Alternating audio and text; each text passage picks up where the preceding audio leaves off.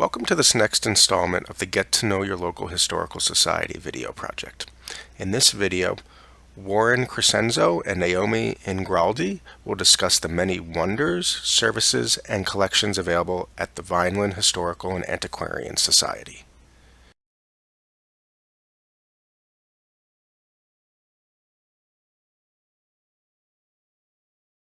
The Vineland Historical and Antiquarian Society was established in 1864, which was just 3 years after the city itself was founded.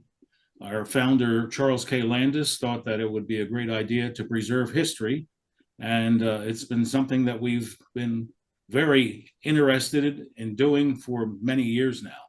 We're located at 108 South 7th Street in Vineland. And we also have a website, and we're on social media. Our website is discovervinelandhistory.org.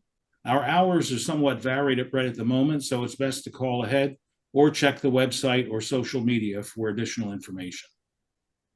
The Vineland Historical Society provides events and programs both on-site and off-site. One of the examples this year, we partnered with Salem Cemetery, which is on the Register of Historic Places.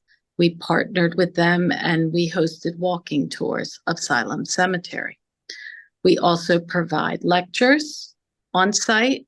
This past year, we started a monthly book club, which highlights local authors and books about local history. Book club meets on the last Wednesday of the month. We provide that both on-site and via Zoom. Some of the other events we hold are tea parties, which are so very popular because we have the perfect venue for a tea party.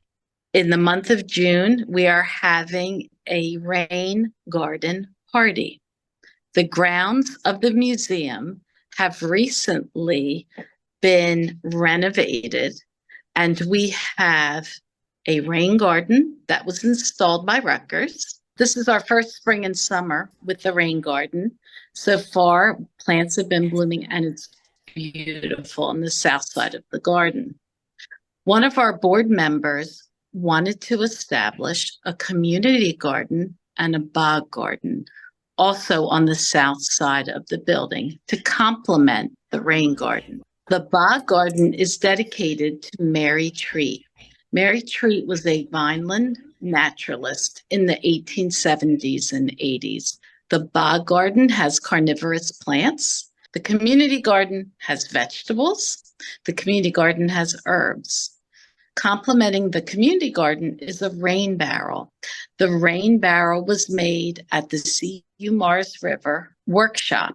We also have on the grounds of the museum the first house in Vineland, which was built in 1862. Inside our museum walls live stories of some of Vineland's most famous residents, including Dr. Thomas Welch, who created his formula for grape juice in 1869.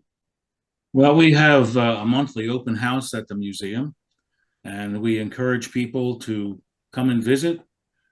Sadly, our museum sometimes is considered Vineland's best secret. And we would like very much for others to take a look at it and see some of the many collections we have here, ask questions about different things.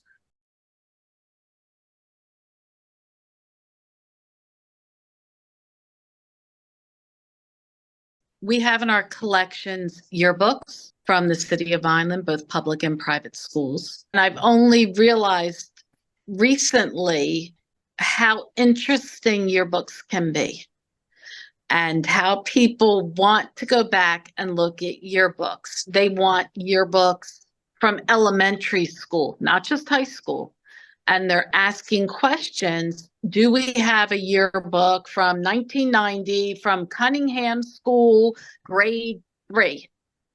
Just random questions about yearbooks, and something that we take for granted that everybody has a yearbook. People don't have yearbooks, and they want to go back and look at yearbooks.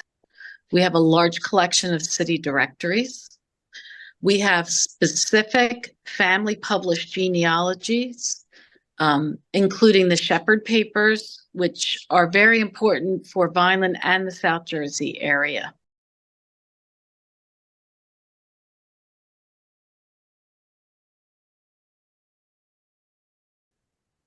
In our reading room, we have a dedicated public use computer, and on that computer, you can access newspapers.com. We have a subscription, and that is an excellent resource for obituaries, for local information, birth announcements, weddings, just general information about residents of Vineland. Our website is discovervinelandhistory.org. One of our board members is our board historian, and he will post interesting information about Vineland. The month of May was Military Appreciation Month, and there is a story on there about the memorials that are in the town of Vineland. There's a Vietnam Veterans Memorial, a Civil War Memorial, World War I and World War II memorials.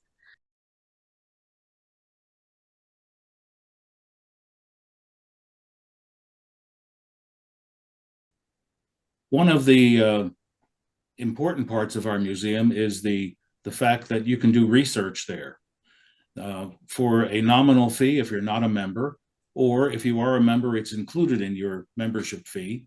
You can research Vineland's history, also family genealogy, and many other aspects of what's happened here in the past. On our website, you will find a link for genealogy help.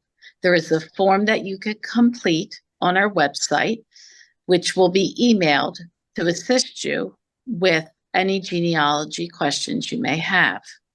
Please be patient with us. We are an all-volunteer staff at the Vineland Historical Society. We do request that you give us at least a week to respond to your request for genealogy information. Ours are by appointment. If you could send your request via email, vinelandhistory@gmail.com.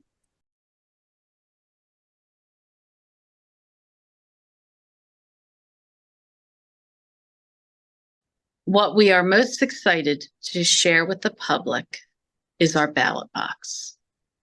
In 1868, a group of 172 Vineland women, including 4 African-American women, symbolically voted in the presidential election. The 1868 presidential election was the first election held post-Civil War. We have the ballot box that these women symbolically cast their ballots in. This ballot box was made out of a blueberry crate. We have this ballot box, but I will tell you, the Museum of the American Revolution is going to borrow it for their exhibit space. It's irreplaceable, and it's symbolic that this group of women, 60 years prior to women getting the vote, symbolically voted in the presidential election. And this was 172 Vineland women who did this, including 4 African-American women. One of the other highlights of our collection is Durand glass. Vineland was the home of many glass factories and glass blowers, including Victor Durand. Victor Durand established Vineland Art Glass, and Durand glass is some of the most beautiful glass that you will ever see.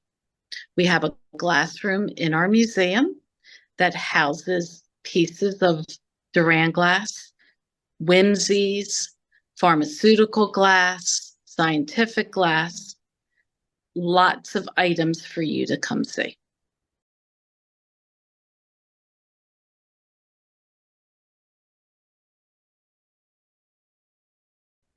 So I have 5 reasons for you to come visit the Vineland Historical Society.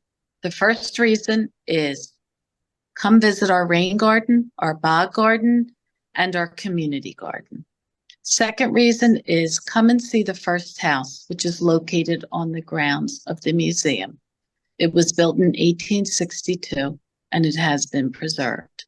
The third reason for you to come visit the Vineland Historical Society is our glass room. We have a collection of glass, pharmaceutical glass, scientific glass, Durand art glass, glass whimsies. Vineland was a glass blowing and glass house town. The fourth reason for you to come is our Native American room and Civil War room. Vineland was the home to many Civil War veterans, and there's a room dedicated to the GAR Lion Post number 10, which was established by the Civil War veterans.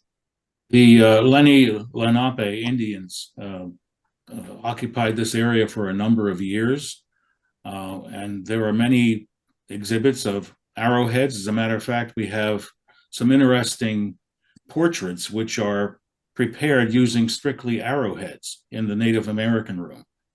And I just, it's something that we're currently working on to improve and tell the story more about what has happened with the Native American population over the years. The fifth and final reason, and the best reason, is to come and see the ballot box.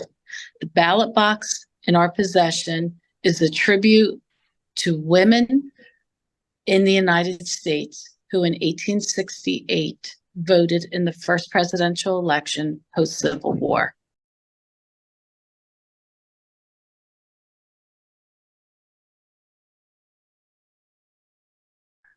The Vineland Historical and Antiquarian Society is located at 108 South 7th Street in Vineland, New Jersey. We welcome visitors from all over. We don't currently have regular hours, so we ask that you contact our webpage, which is discovervinelandhistory.org, or call our phone number and leave a message. That's 856-691-1111. Pretty easy phone number to remember. And we do have a open house on a monthly basis. We try to vary the hours and days so that we can attract people who have scheduling restrictions. And in closing, I'd just like to say we hope you'll stop by and see us sometime in the near future.